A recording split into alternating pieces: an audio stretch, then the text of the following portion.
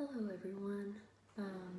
This evening I will be speaking on the Danann of Irish mythology. Now, Ireland has no creation myth such as Greek mythology or Christianity, and they have no end times myth, like how everything's going to end, like in Christianity or Norse mythology with Ragnarok. Instead, they just have a series of invasions, like 6 actually, as told in the Lebor, Gabála, Érenn, which is like the primary text on all of these invasions. It's actually called like the Book of the Takings of Ireland, or the Book of Invasions, in which 6 people come and settle in Ireland. Just keep in mind that a lot of these stories are related to Christianity, because Ireland, the tales were told through oral tradition. They didn't have a writing system. Actually, the Druids were like their lore keepers, and they only did it orally. They only passed it down orally. They didn't write anything down. So actually, the Christians came and wrote it all down for them, but they couldn't really call the Tuatha gods, because Christianity is monotheistic. And so it's hard to hear first accounts of Irish mythology, especially because A, it was first written down by Christians, and B, a lot of that was lost in like the Viking raids. So to start, and this is where it starts being related to other myths and other cultures, the first people to come to Ireland were the people of Cessair. Cessair was Noah's granddaughter. She didn't follow God. She actually decided to build her own arks, in which she brought her husband, her brother, and her father with her, and took a lot of women, I didn't write the number down, to Ireland. She divided her husband, father, and brother amongst the women to populate the island.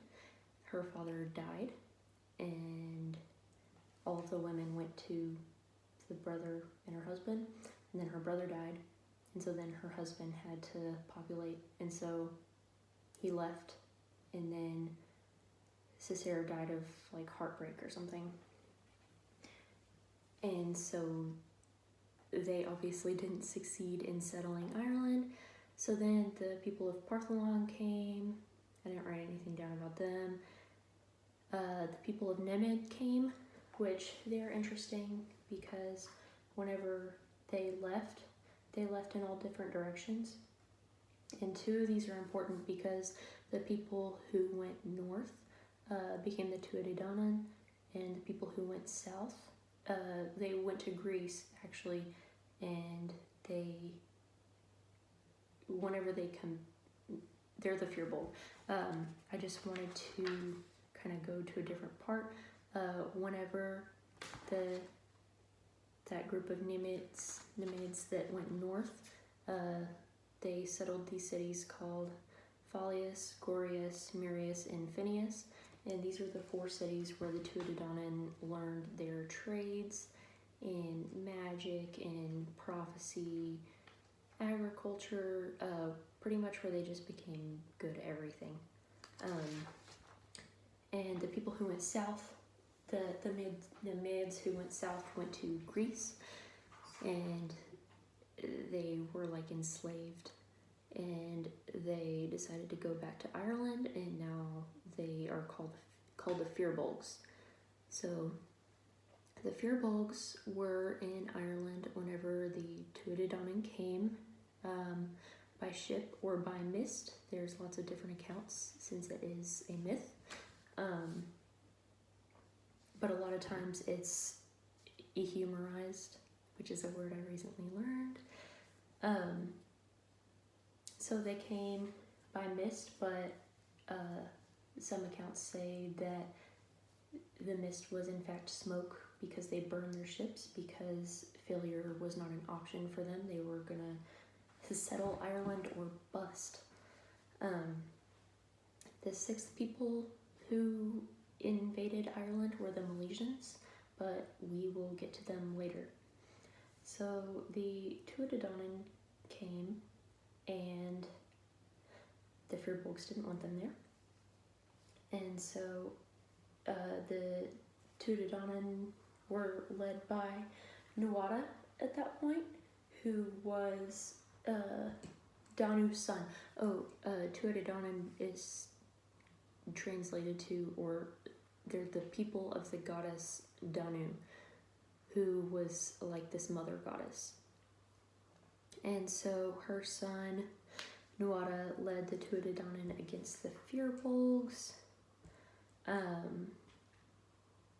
The Tuatha won and reigned for 200 years.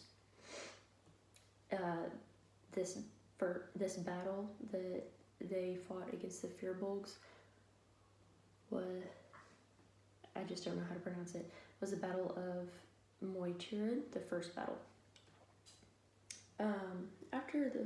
In the first battle of Moytura, Nutt was injured. His hand was cut off.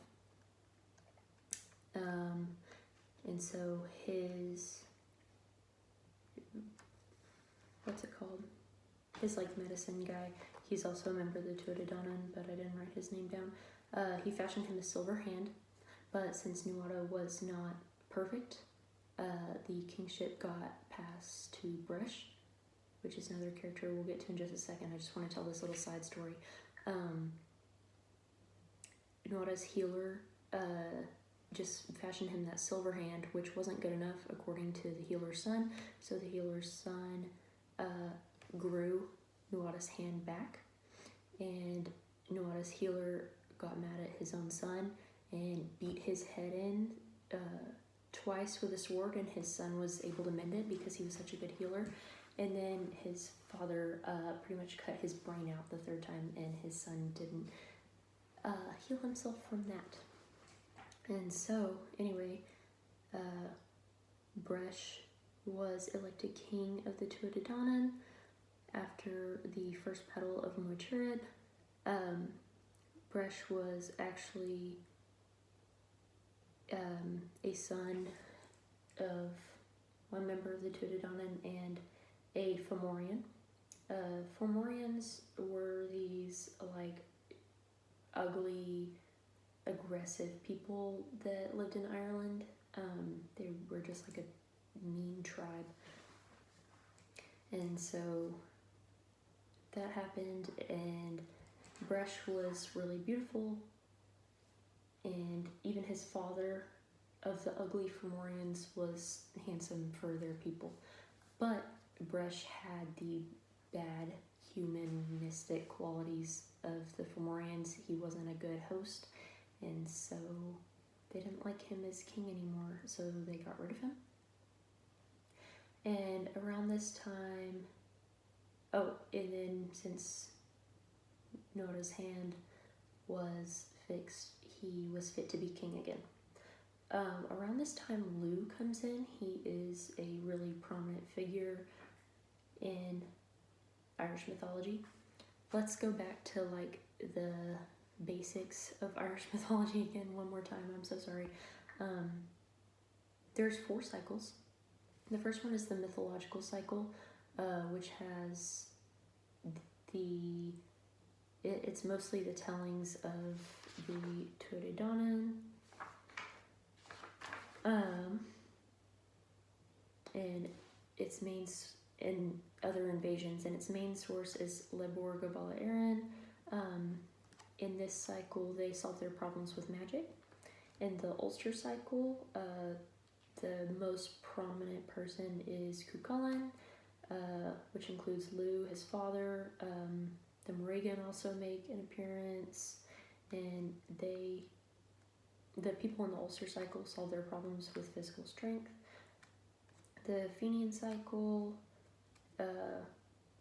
we're not really going to get into it, but they solve their problems by cunning. And then the historical cycle is just the legendary kings of Ireland. So Lou comes in. Lou is